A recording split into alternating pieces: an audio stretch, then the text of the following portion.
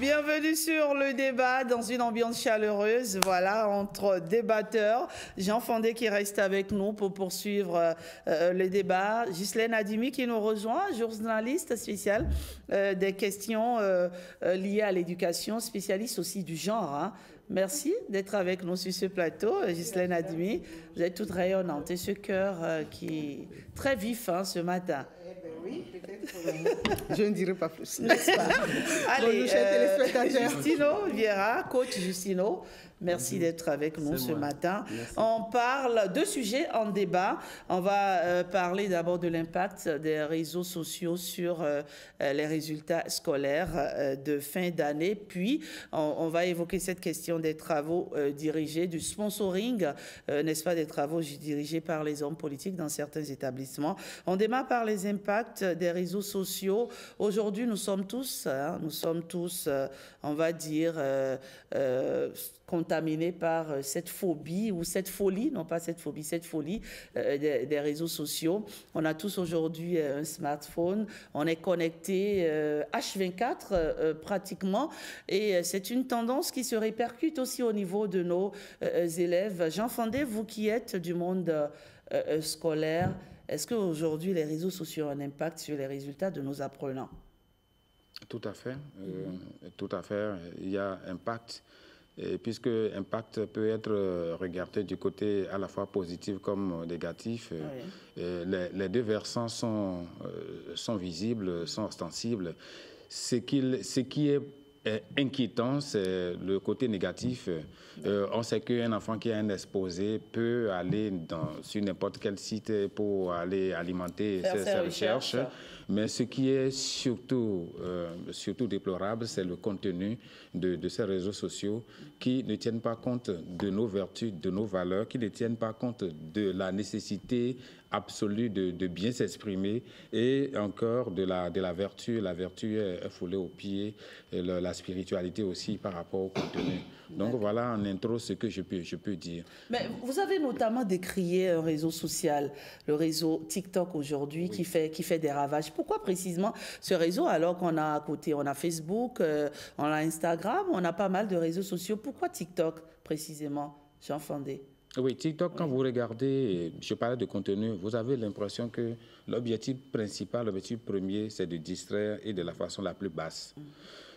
On présente par exemple un enfant qui, pour taquiner une grande personne, une vieille dame, s'autorise à filmer son arrière-train ou bien son entrejambe, ou bien on montre une personne naine qui, au passage, arrache le sac d'une dame pour se mettre à courir et qui n'y parvient pas. La dame revient, la taloche.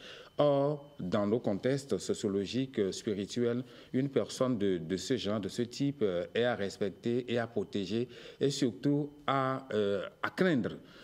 Et lorsqu'on dit, on montre à un enfant qu'on peut aller talocher n'importe qui, qu'on peut, juste pour des taquineries, c'est dangereux dans la mesure où, dans la fabulation, l'enfant ne fait pas la distinction entre ce qui est réel et ce qui est concret. Donc, juste un tournage. Chez nous, au moins, on parlait de mise en. L'enfant ne sait pas ce qu'on appelle mise en scène, ou bien juste pour rire, l'enfant prend ça au sérieux. Par rapport à la langue, on déplore le fait de la façon de parler. La façon de dire les choses, ce n'est pas ça. La façon même de rire, vous surprenez même en classe des enfants qui imitent les rires et on vous dit, mais vous allez voir ce qui va se passer. Vous dites à un élève, viens devant ici, pourquoi tu bavardes? Vous allez voir ce qui va se passer, vous entendez ça. Sinon, oui, qui dit ça? Les autres racontent tout ce qu'on peut entendre, c'est-à-dire qu'on nous enseigne même à rire. Quand je regarde quelque chose, ce n'est pas à l'autre de m'indiquer la façon dont il faut rire. On commence par déjà rire ou bien c'est en fond sonore, vous entendez du rire. C'est déstabilisant. Très bien. Alors, Ghislaine Adimi, les impacts des réseaux sociaux sur nos élèves sont nombreux. Ces impacts peuvent être positifs, mais il faut dire qu'il y a aussi des impacts négatifs. Moi, je trouve qu'il y a beaucoup plus d'impacts négatifs, en fait. Vous ne pas tout à l'heure de parler de TikTok. C'est un réseau social qui amuse beaucoup plus. qu'est-ce qu'on en apprend? On en a beaucoup plus pour les fans. Il y a aussi les histoires de coach qui se multiplient aujourd'hui avec TikTok. Tout le monde devient facilement coach et éducateur et on ne sait plus qui suivre. Et les enfants tombent facilement sur ça. Aujourd'hui, les enfants sont omnibulés par ce réseau-là. Ils te disent qu'ils suivent des histoires sociales et que ça les éduque et autres, mais c'est faux, c'est pas tout qui les éduque. Et ça leur fait perdre beaucoup plus de temps qu'il n'en faut. Vous-même, il faut faire un peu l'expérience quand vous êtes à la rédaction et que vous avez une rédaction à faire. Et à un moment donné, vous dites, bon, je vais me reposer un peu pour vous laisser aller à TikTok. C'est banalement que vous y perdez plus de temps qu'il n'en faut. Et c'est pas évident que vous arrivez à finir le travail que vous avez à faire à temps. Et pour un enfant qui a un exercice à faire le soir, il sait qu'il doit aller à l'école très tôt le matin, il a fini tard. Et la plupart du temps, les classes avaient fini après 19h. Il rentre à la maison, le temps d'apprendre les leçons, de faire l'exercice. Il se dit, comme mes parents m'ont autorisé à avoir 30 minutes de pause, pendant ces 30 minutes, il a son smartphone, il monte sur TikTok, mais c'est parti pour le petit matin.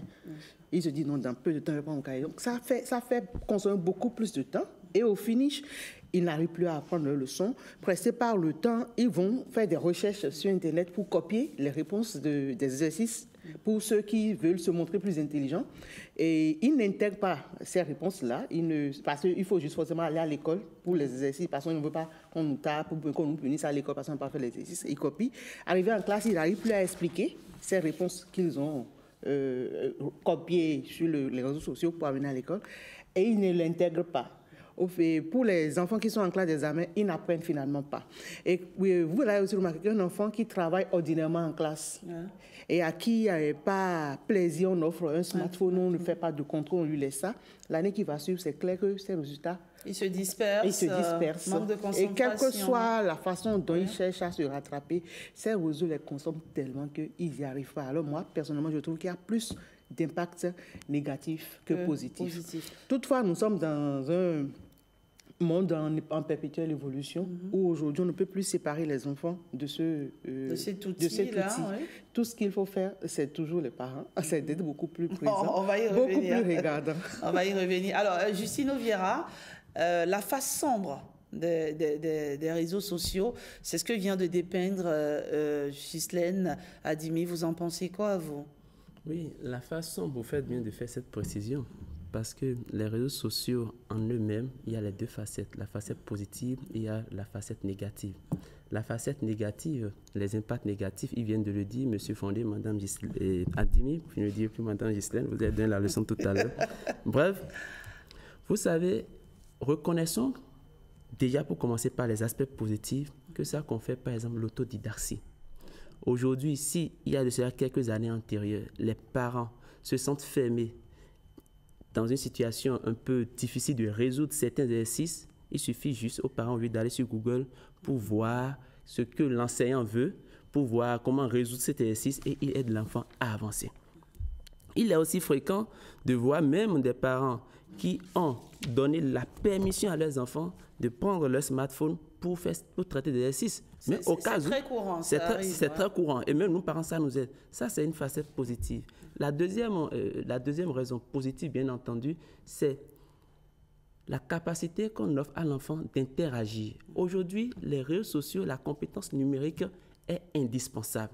Ça fait partie d'une dynamique, la compétence numérique. Et donc, si l'enfant peut prendre son smartphone ou bien le smartphone de son père ou de sa mère pour aller faire des recherches, c'est déjà un début d'apprentissage.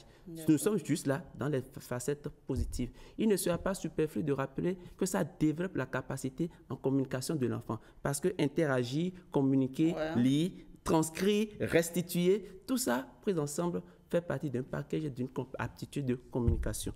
Mais ceci dit, l'autre paire de manches, c'est que sur les aspects négatifs. L'aspect négatif, c'est que cela omnibule, pour reprendre votre expression tout à l'heure, Mme Adimi, et le fait est que ça possède.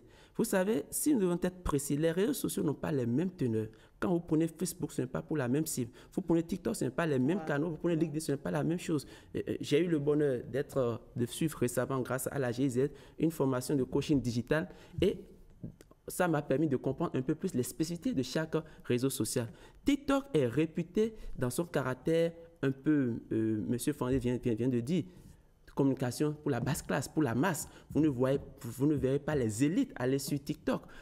Du moins, vous ne verrez pas la page d'un gouvernement sur TikTok. Vous ne verrez pas un ministre aller organiser un talk show sur TikTok. Par contre, on peut retrouver ça sur Facebook, on peut retrouver ça sur Insta. Pour dire simplement que... Bon, si, ça arrive. Hein. Il y a des personnalités qui ont des pages TikTok, oui, qui ont un compte TikTok. Seulement, ça dépend du contenu, en fait. On n'est pas là pour danser, pour chanter, pour amuser la galerie. Aujourd'hui, si vous prenez les canaux officiels de communication, vous ne verrez pas d'abord TikTok. Et c'est pour ça, quand on prenait des pays avancés, comme nous avons bien les appeler, TikTok est interdit dans certains pays. Et je ne vous apprends rien. Donc, quand nous parlons des cas, maintenant, si on veut suivre une dynamique, si on veut suivre un mouvement, ça, c'est autre raisonnement. Mais si on doit être strict, TikTok, avec ce que cela nous présente, l'image que ça nous renvoie, ce que nous voyons sur TikTok, un jour, un aîné m'a dit ceci, tu sais pourquoi je te suis? Parce que tu n'es pas sur les bling-bling de TikTok. Vous voyez? Donc, ça permet également de faire du filtrage. Ça permet également de sélectionner. Vous n'êtes pas noyé dans la masse. Et l'autre chose, c'est que faites TikTok. Vous pouvez juste prendre votre smartphone comme ça et passer 6 heures, toute une nuit sans vous en rendre compte. Parce que ça s'enchaîne. Ça ne vous demande pas de scroller. Ça ne vous demande pas de cliquer. Ça ne vous demande pas des touches d'action. Ça s'enchaîne et finalement, ça fait... Et l'algorithme vous envoie ce que vous aimez. Ce que vous aimez. Et d'une vidéo à une autre, et vous y passez tout le temps. C'est le niveau. Aujourd'hui, vous allez voir que ceux qui sont plus sur TikTok, je ne veux faire insulte à personne, je ne veux faire offense à personne, mais si on ont des amis, des frères, des sœurs, à niveau relativement approximatif. Je le dis en toute élégance. Non, c'est discutable. Non, c'est discutable. Madame, toutes les personnes qui sont sur TikTok ne sont pas... toutes les personnes. Non, j'ai bien dit. J'ai nuancé. Je ne dis pas toutes les personnes. Il a nuancé. Il a dit la plupart. C'est ça le débat, justement. Je dis tout à l'heure, Madame Adimi disait ceci. Aujourd'hui, sur TikTok, on y voit un peu de toutes sortes de couches. Pourquoi? Il suffit de prendre ton smartphone, de faire une vidéo et de balancer. Et à partir du moment du peu que cela suscite un peu du rire... Je savais que cette question ne vous aurait pas échappé. Oh bon, en tout cas, grâce à TikTok, on est tous devenus influenceurs. On est tous devenus influenceurs. Mais quel est le modèle? Quelle est la personnalité, l'image que renvoient ces influenceurs? Ceux-là que nous sommes en train de consacrer légitimement un peu comme des modèles. Quand quelqu'un vient dans... Vous ne verrez pas, vous dites... Je vais donner le slogan, Yaman, et tout le monde fait la main comme ça. Vous voyez? Mais celui qui n'est pas sur TikTok, ça sort d'où? Mais celui qui est sur TikTok, c'est d'où ça vient. Voyez-vous? Donc, il y a des normes que nous sommes en train d'admettre, nous sommes en train de consacrer, mais qui, en réalité, sont en discordance, ne répondent en rien à notre valeur de base. Donc, c'est pour ça que je dis... Et ça déteint sur nos apprenants. Et c'est pour ça que je dis, ceux que nous sommes en train de consacrer comme des modèles, ceux que nous sommes en train de consacrer comme des personnes assuées, des stars sur TikTok, ce ne sont pas pour autant des personnes qui doivent être légitimées, légalisées comme des modèles au regard de ce que nous recherchons comme conduite, comme valeur ou peut-être même comme intégrité. Patrick Yossou, les réseaux Internet et les réseaux sociaux, on en a besoin aujourd'hui. Les élèves aussi en ont besoin, puisque aujourd'hui, on tend de plus en plus à autonomiser nos élèves. Et donc, aujourd'hui, le constat est que cela peut entraîner une certaine distraction, on va dire, qui pénalise les tâches scolaires. Oui, une distraction qui pénalise les tâches scolaires, tout simplement parce que tout le monde l'a reconnu. TikTok, si on choisit TikTok, c'est chronophage. Ça prend du temps, énormément de temps. Et le coach Justino l'a expliqué tout à l'heure, on n'a pas besoin de relancer chaque fois. On s'assoit, on lance TikTok et puis on est accroché du début jusqu'à la fin. Et vous-même, vous l'avez dit, et avec le système qui est mis en place, ce que vous aimez vous est envoyé. Donc, dès que vous avez commencé par aimer une page, tout ce qui suit par rapport à cette page, on sait à peu près ce que vous aimez dans votre tête et on vous balance ça. D'accord. Faut-il donc interdire... Nous avons deux sujets en débat. Oui, faut-il donc interdire aux enfants aujourd'hui d'avoir le téléphone? Qu'est-ce qu'ils ont fait pour que les résultats scolaires ne soient pas impactés? Ce qu'il y a à garder en tête, c'est que dès que l'on a à en mettre un appareil dans la main d'un enfant, il faut de la surveillance. Il faut nécessairement de la surveillance. Et la surveillance, c'est à plusieurs niveaux. Le premier niveau, c'est que l'enfant si l'enfant sait que vous êtes un habitué de TikTok, vous n'allez pas pouvoir le lui interdire. C'est dommage, vous ne pouvez pas. Mais si l'enfant sait que vous avez une restriction par rapport à TikTok, l'enfant va vous imiter. C'est à ce premier niveau. Le deuxième niveau, lorsque vous pouvez mettre, il y a des garde-fous sur certains appareils qui permettent de bloquer certaines applications. Si vous pouvez le faire pour bloquer les applications que vous pensez être tendancieuses, vous le faites aussi. Mais il faut retenir que les enfants ont besoin qu'ils aient cet outil, l'Internet en main, pour pouvoir évoluer. Donc, moi, je ne considère pas, je ne parle pas des réseaux sociaux en particulier, mais je parle de l'Internet en général qui permet d'évoluer. Mais les réseaux sociaux, je ne peux pas dire que les réseaux sociaux permettent d'évoluer parce que les réseaux permettent d'échanger simplement entre individus. Et les réseaux sociaux ne font pas échanger rien que des sujets qui soient pertinents pour les enfants. Les sujets des réseaux sociaux ne sont pas des sujets d'enfants. D'accord. Donc les enfants n'y ont pas leur place. Ghislaine a dit. Les réseaux sociaux, pour moi, c'est non. Les enfants n'ont pas leur place sur les réseaux sociaux. Les enfants ont droit aux tablettes, droit aux smartphones et tout ça pour aller faire des recherches. Et les modules, les trucs de recherche sont nombreux, mais c'est tout sauf les réseaux sociaux. D'accord. Donc, pour moi, les enfants n'ont pas leur place sur les réseaux sociaux. C'est pourquoi je parlais tout à l'heure de surveillance. Moi, mes enfants ont droit à des smartphones, certes, parce qu'ils doivent faire des recherches. À partir de quel âge vous leur L'aîné n'a pas eu de smartphone jusqu'à sa classe de terminale après son bac. Pendant les vacances, elle a droit à ça parce qu'on lui avait offert. Donc, juste pour s'amuser pendant un mois, et puis on récupère. Mais il n'y avait pas question d'aller sur un seul réseau social. C'est après son bac qu'on lui a donné la liberté de faire. Ce qui a fait que... Mais à chaque instant, on discute et elle connaît un peu les dangers. Quoi qu'à un moment donné, les enfants essaient de tricher avec vous. Et à un moment donné, elle est montée sur Facebook sans que je ne le sache. Mais je l'ai découvert, peut-être parce que je suis du milieu. Et rapidement, on a encore ressaisi la manche. Aujourd'hui, c'est elle qui conseille sa petite sœur. Mais l'autre danger aussi, c'est que même avec les ordinateurs, il y a des enfants hyper intelligents. Ils ne veulent pas des réseaux sociaux, c'est clair. Mais dès qu'ils ont l'ordinateur en main, les ordinateurs portatifs ou même les smartphones, les enfants vont faire des recherches, veulent faire des créations par eux-mêmes et ne veulent pas travailler. Les exercices de l'école, là, c'est pas leur problème. On leur a donné la possibilité d'aller faire des recherches, de découvrir des choses. Et ça, les enfants hyper intelligents ou hyper actifs sont attirés par ça. Et ça aussi, ça les consomme. Bon, c'est tout simplement que les parents soient aux aguets et surveillent. Et moi, ma petite fille, elle est hyper dans ça. Elle peut se mettre à créer des dessins sur ordinateur. Et chaque fois, je la rappelle à l'ordre. Et la menace, c'est que je te saisis ça. Et dernièrement, on a eu à faire cet exercice. Elle a compris exactement que, comme elle aime cet ordinateur, elle veut forcément le récupérer. Mais elle s'est remise totalement au pas. Bon, c'est pas... Les exemples sont nombreux. Les aptitudes des parents ne sont pas souvent les mêmes. Mais il faut juste qu'on soit regardant. Voilà. Jean Fandé... Vous êtes l'enseignant sur le plateau, les élèves, c'est vous qui les côtoyez au quotidien. Qu'est-ce qu'il faut faire pour que les réseaux sociaux ne constituent pas vraiment un danger pour nos élèves, pour nos apprenants?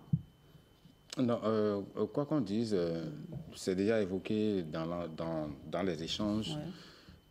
C'est le contrôle des parents, c'est très, très difficile, il le faut. Parce que vous imaginez... dans les classes terminales, dans les classes de 3e, quand on fait des fouilles inopinées, on constate que même votre enfant à qui vous avez dit ce n'est qu'en classe terminale que tu auras le smartphone, un autre camarade en apporte, et pendant que le professeur fait cours, parce qu'il a constaté quelque chose que l'autre ne peut pas découvrir, qu'il ne peut pas lui donner des références, il ouvre ça dans le sac et dit regarde, ou bien pendant la récréation, on va se mettre dans son coin pour regarder. Alors, il va falloir de deux choses l'une. Est-ce qu'il faut prendre des mesures pour limiter de façon drastique? Est-ce qu'il faut interdire ces influenceurs qui n'ont même pas été influencés, même par la vertu, par la citoyenneté positive, pour dire n'importe qui ne peut plus se lever, ça dit assainir les secteurs.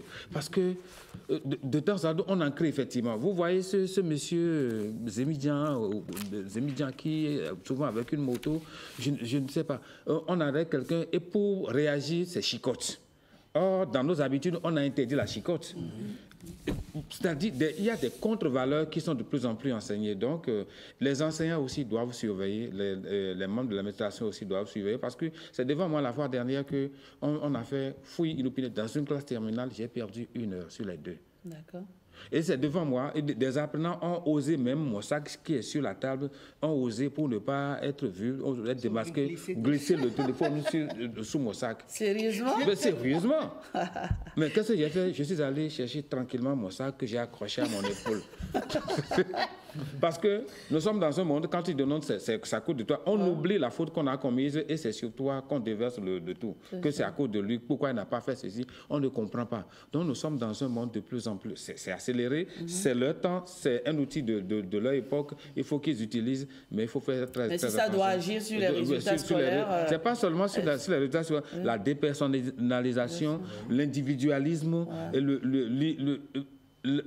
vous, maman, vous pouvez être en train de vous plaindre pour dire vous avez tel mal, va me chercher tel cachet, tel médicament. Mais tellement il est scotché, il ne va pas répondre. Et finalement, ça crée des introvertis, des enfants qui vivent en automate, ils ne sont là que pour eux-mêmes. Ils deviennent égoïstes, égotistes, et ils voient le monde autrement. Ils vivent d'autres réalités. Vous appelez, va me prendre le couteau, il va te saisir la poêle. Ouais, c'est vrai, c'est vrai.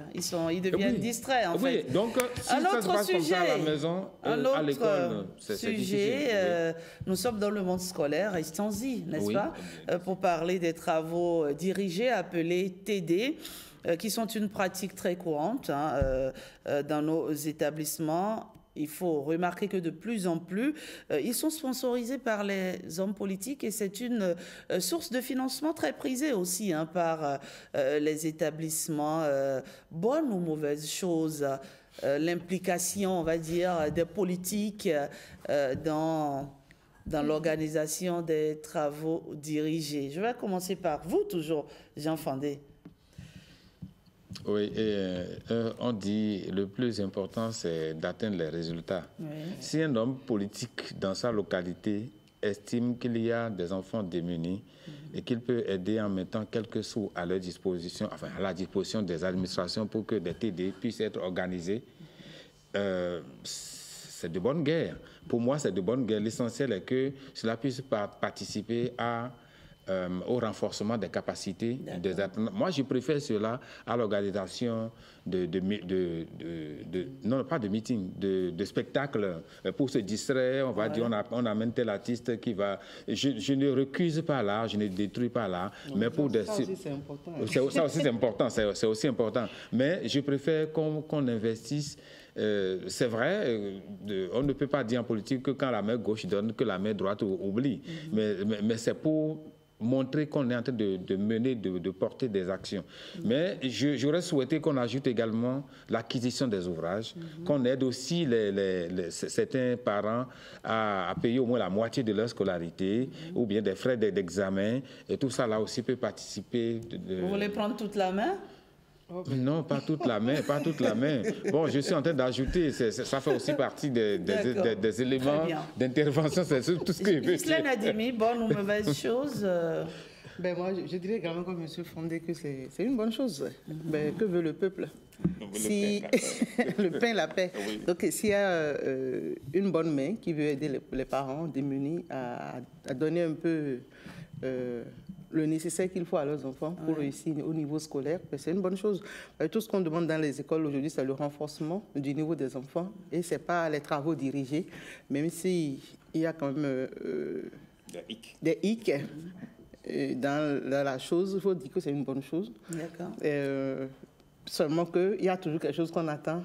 Parce qu'on sait que le politique ne fait jamais rien sans. Voilà, il fait jamais rien de gratuit. Maintenant, c'est aussi un risque pour lui, parce qu'un politicien a dit dans ce pays, les promesses et les droits n'engagent que ceux qui y croient. Et les engagements politiques n'engagent également que ceux qui décident de le faire, parce que le peuple n'est pas toujours dupe. C'est ça. Donc, moi, c'est juste ce que je pose de la question. Justino Vieira, vous êtes un exemple palpable, n'est-ce pas, d'un citoyen qui, dans un passé pas si lointain que ça, a bénéficié quand même de travaux dirigés, sponsorisés par par des hommes politiques, n'est-ce pas? Bien sûr. Vous savez, la politique, c'est d'abord l'art de gérer la cité, disait Aristote.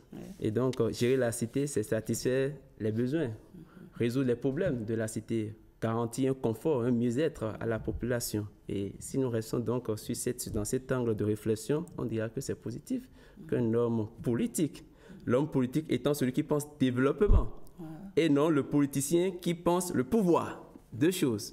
Et donc, les deux vont ensemble. Je vais y arriver. L'homme politique, son but ultime, c'est la conquête du pouvoir. Vous savez, si nous devons considérer juste l'homme politique, c'est bien. C'est bien que... Mais ces personnes, nous les avons autour de nous, dans nos villes, mais qui font des actions, qui investissent dans l'éducation, mais jamais n'embauchent les trompettes médiatiques, jamais n'invitent la presse en toute discrétion. Et je vais vous surprendre, ils n'aspirent même plus à des postes ou bien à des responsabilités électives. Il y en a plein. Donc ça, c'est des politiques. Mais c'est des personnes décisionnaires dans la zone, même s'ils n'aspirent... Oui. La plupart des opérateurs économiques, moi j'en connais beaucoup, mais qui s'investissent dans ces œuvres-là, mais qui ne font jamais parler d'eux. Qui ne font jamais parler. Vous voyez, ceux-là sont des politiques parce qu'ils influencent e-sport. Non, attention. Elle parle d'opérateur économique. Un opérateur économique n'est pas forcément un opérateur politique. Madame, bien maman, le politique pense développement. Le politicien pense le pouvoir. On est d'accord. Donc il fait deux nuances là. En conséquence, le politique qui est politicien, et c'est ça le cas dans lequel nous sommes, mène ses actes pour combler un besoin, mais dans un instant plus un, dans un futur, à un rendez-vous électoral, il espère qu'on va lui ramener ça à l'écran pour dire il nous a fait, pour constituer son historique, pour constituer ses actes de bienséance, et pour cette raison dit votons pour lui. Mais est-ce que le peuple est satisfait? Est-ce que moi qui ai bénéficié de ces travaux dirigés et d'une autorité il y a cela quelques années, est-ce qu'aujourd'hui ça m'a permis d'avancer dans mon cursus? Dites-nous, Justino. Oui, bien sûr. Ça m'a aidé. Et je n'avais pas que moi, toute la commune, voyez-vous. Et j'ai compris finalement que cela répond d'abord à un état d'amour de l'autorité ou bien de l'homme politique, parce que tous ne le feront pas. Pendant que lui, il investit dans les TD, d'autres vont investir dans les spectacles, d'autres iront investir dans le clan en miniature pour dire... D'autres n'investiront même pas. D'autres n'investiront même pas. Donc, c'est d'abord un état d'amour exprimé. Même si cet état d'amour, dans un instant futur... C'est un état d'intérêt. Un état d'intérêt qui mérite d'être félicité, toujours est-il. Qui mérite d'être félicité parce que le peuple gagne quelque chose de concret. Ce n'est pas, on attend la veille pour commencer par donner 2 000 ou 1 000 francs. Voyez-vous?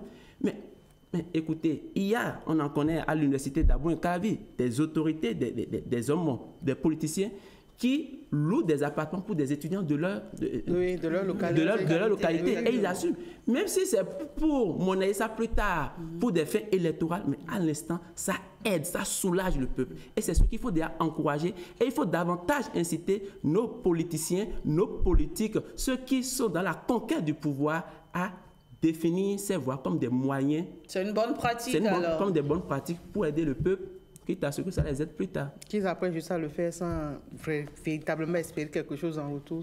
Puisque nous parlons des politiciens. Ça n'est pas possible. Patrick Diossou. Oui, je ne vais pas ramener à compte courant.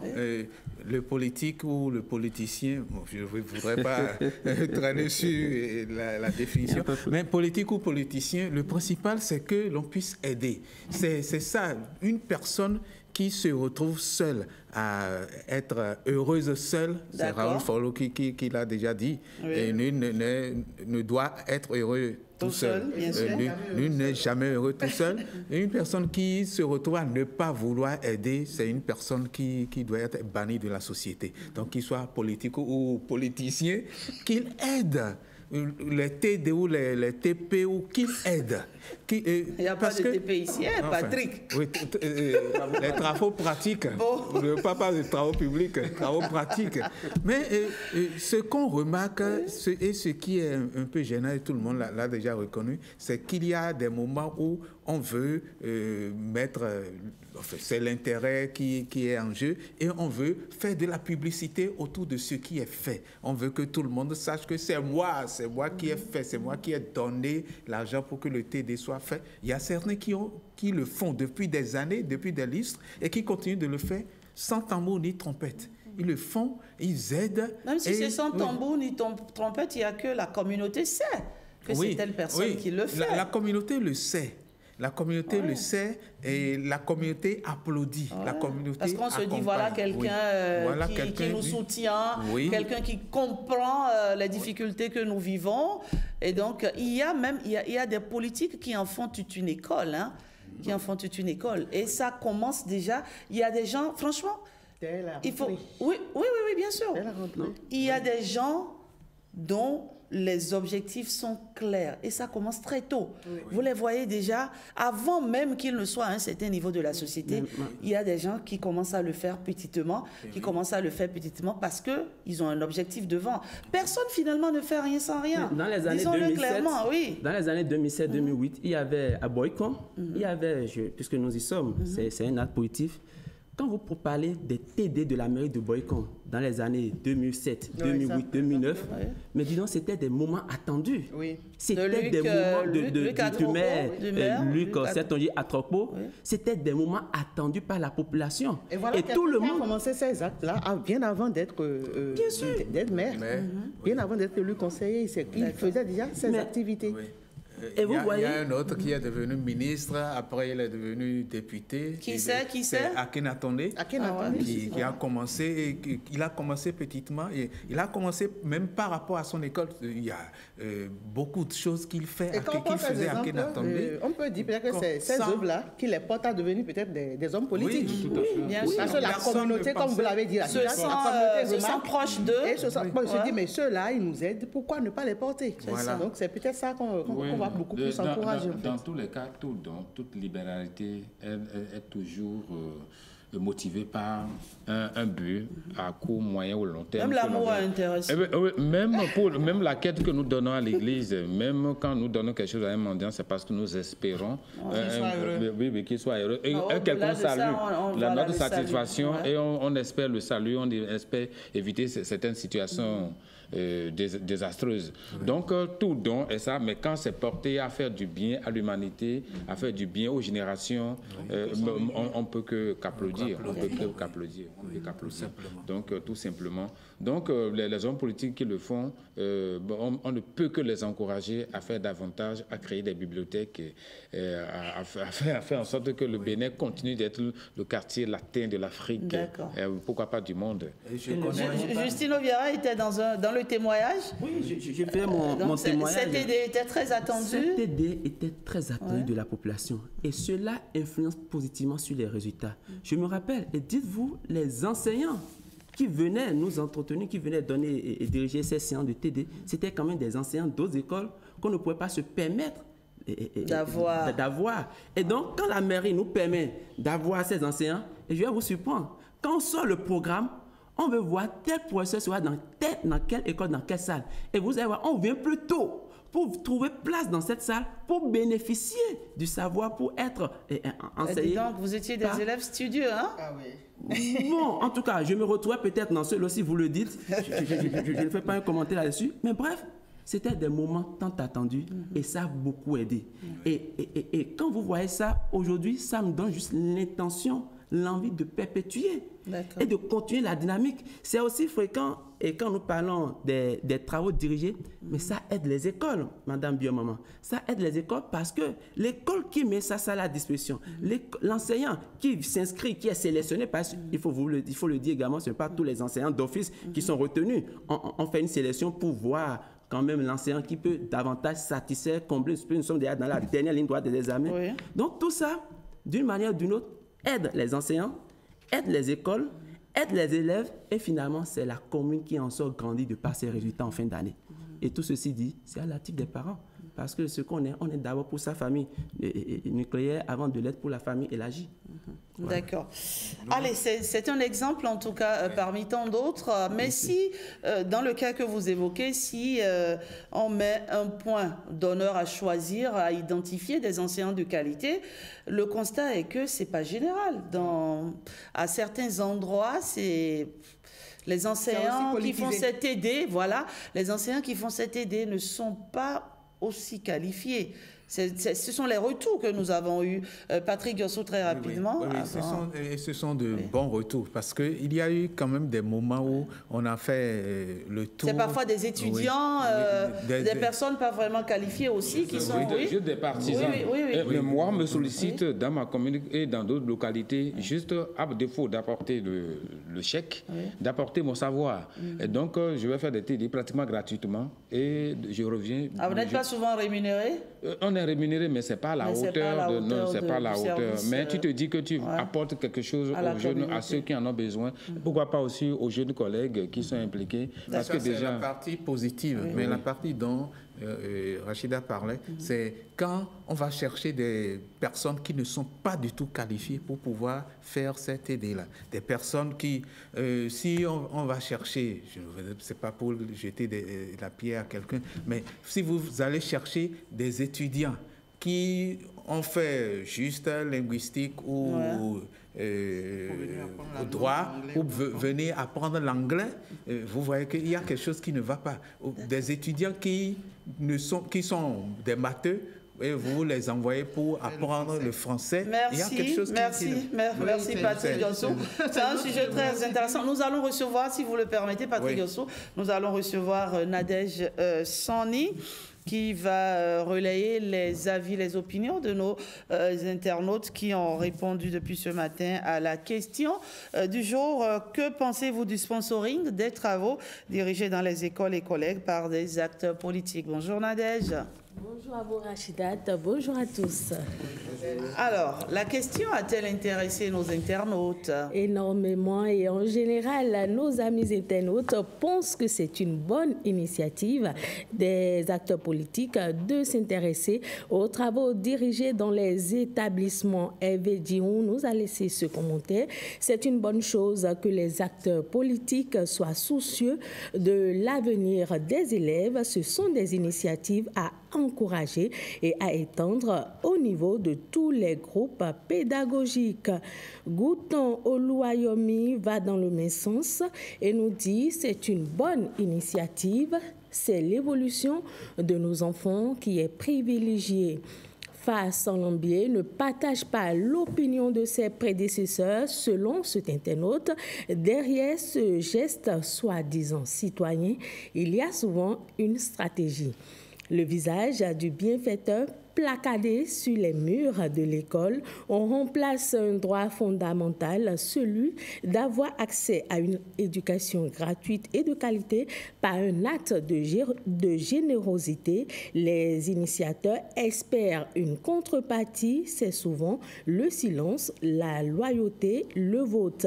Les acteurs politiques peuvent soutenir le système éducatif en plaidant par exemple pour des budgets éducatifs plus conséquents, en exigeant de meilleures conditions d'apprentissage pour tous, pas juste pour les écoles de leur circonscription.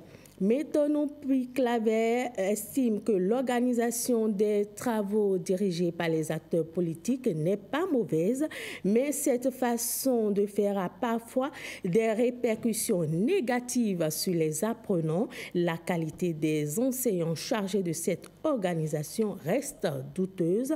Parfois, le comité d'organisation n'arrive pas à s'entendre sur des questions financières. Cet internaute suggère donc que l'organisation se fasse par le gouvernement.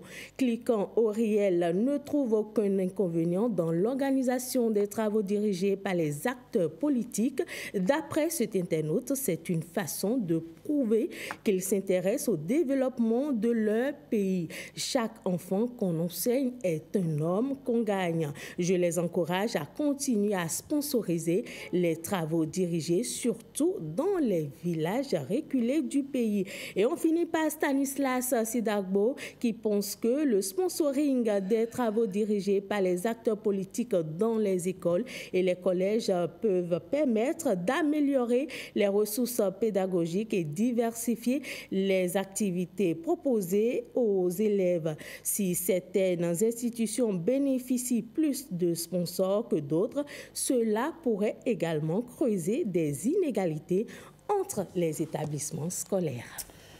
Voilà les réactions de nos internautes. Ce sont des réactions qui rejoignent tout ce qu'on a dit sur ce plateau. Donc, une pratique à fortement encourager. Rapidement, oui? Oui, rapidement, je vais juste rebondir sur la partie des enseignants ou de ceux qu'on sollicite. Il faut surtout, monsieur Justino l'avait dit tout à l'heure, entre-temps, on faisait une épuration, qu'on choisissait les meilleurs enseignants, pour ceux qui faisaient courir les élèves. Aujourd'hui, ce n'est plus le cas. C'est beaucoup plus le favoritisme où j'ai mon neveu qui a besoin d'argent de poche. On va courir pour le mettre dedans. Il est étudiant. Et ça crée beaucoup aussi de blessures qu'il faudra penser. Donc, pensez juste à trouver les bons enseignants. Sinon, la pratique en elle-même est à encourager. Parce que c'est pour aider les enfants, c'est pour aider les écoles. Et comme l'a dit le dernier internaute, il faudrait qu'on puisse le multiplier à toutes les écoles pour ne pas avoir favorisé d'autres écoles. Donc, si un politicien le fait à Abomey, que celui d'Agbaïzou puisse prendre le pas, puisqu'on a les députés dans toutes nos régions aujourd'hui, et que celui de mon village à Lafia, en face de même. Et là, tout le peuple béninois va y gagner. C'est un appel que vous lancez en même temps. Jean Fandé, oui? Oui. Votre mot de la fin? Oui, c'est à encourager, qu'on soit politique ou politicien, ou maestro et mécène, qu'on s'y intéresse. On n'est pas obligé d'investir nécessairement des millions. On peut choisir juste une discipline. Une discipline et dire que je recrute un bon professeur de maths qui va faire, même si c'est un séminaire d'une demi-journée, pour accompagner les candidats, même si c'est une communication pour dire la réussite, ce n'est pas une fatalité, c'est une certitude. On les travaille psychologiquement, c'est aussi contribuer à l'évolution de notre jeunesse, donc au développement de notre pays. Très bien. Justino Vieira. Merci. Un acte de développement. Oui, un acte de développement, un acte de bienfaisance qu'il faut encourager et il faut inviter justement nos amis, nos frères politiciens, politiques à également adopter le même pli. Cependant, nous sommes dans une république. Rien ne doit se faire sans l'accompagnement de l'autorité suprême. Par conséquent, si le politicien ou le politique vient dans une commune, dans une contrée, il doit associer les responsables, les autorités de l'enseignement qui vont l'aider dans l'encadrement pour qu'on arrive les dérives, notamment la diminution pédagogique chez certains enseignants. Oui, merci beaucoup Justino Vieira. Merci. Nadège Sani, on va se retrouver demain. Bien sûr. Un petit mot sur le sujet, oui. Bon, ce que je dirais, c'est que les acteurs politiques pourraient laisser l'organisation aux gouvernants, quitte à reverser leur soutien financier aux établissements, aux directeurs d'école, pour qu'ils organisent mieux la chose avec Justement, quand on fait une bonne action, on n'a pas forcément besoin. Je le pense. Quand on fait une bonne action, on n'a pas forcément besoin de. Voilà, merci. C'est un placement. Alors là, c'est qu'ils attendent une contrepartie.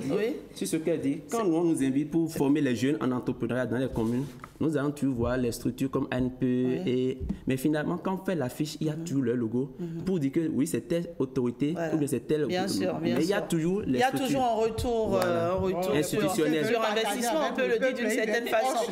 Merci à vous, chers débatteurs. Merci. Allez, c'est fini pour le débat de ce jour.